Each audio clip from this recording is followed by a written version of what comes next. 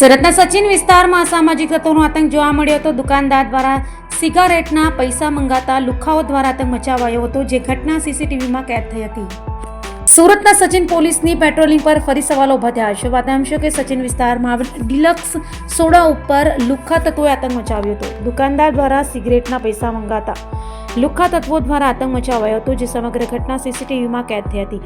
તો દુકાનદાર દ્વારા જણાવવામાં આવ્યું છે કે મારનાર આરોપી અંકિત પાંડે છે અને વારંવાર દુકાન પર આવી આતંક મચાવે છે. ત્યારે સચિન પોલીસ દ્વારા આવા લુખ્ખા તત્વોને ક્યારે સબક શીખવાડાશે એ જોવું રહ્યું. મારું નામ અનિલ યોગાનંદી, સુરત સચિનમાં ડિલક્સ સોડા શોપની દુકાન ધરાવું છું. અને કાલે બપોરે 2:30 વાગ્યાના અરસામાં એક અંકિત પાંડે નામનો વ્યક્તિ દારૂના નશામાં આવી અને મારી પાસેથી સિગરેટ ને બીજા માલ સામાનની માગણી કરી, જે ઉધારમાં એને મફતમાં જોતું હતું. જે મેં આપવાનો ઇનકાર કર્યો તો સીધો મારી માથે હુમલો કરી દીધો. મારી કાનની બૂટ ફાડી નાખી છે, માથાના ભાગે વાગેલું છે, ગળાના ભાગે મૂંઢમાર વાગેલો છે. પછી મેં સીધો 100 નંબર ડાયલ કરી અને પોલીસને બોલાવેલી. પોલીસ આવી. એ સમય દરમિયાન અહીંયાથી ફરાર થઈ ગયેલો.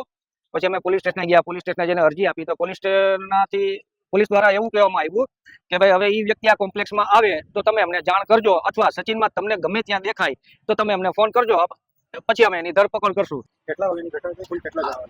એ લોકો મતલબ 4 જણા હતા એના મિત્રો સાથે, પણ 3 જણા છે એમાં આ વસ્તુમાં ઇન્વોલ્વ નહોતા, કેમ કે આ વ્યક્તિ એટલો દારૂના નશામાં હતો ને એના મિત્રો પણ એને સમજાવતા હતા કે ભાઈ તું આ વસ્તુ છોડી દે, તારી પાસે પૈસા છે ઓલરેડી ખીચામાં 500 ની નોટોની થપ્પી હતી, છતાં પણ હવે એ લોકોને બધાને ભાઈ બનવું છે.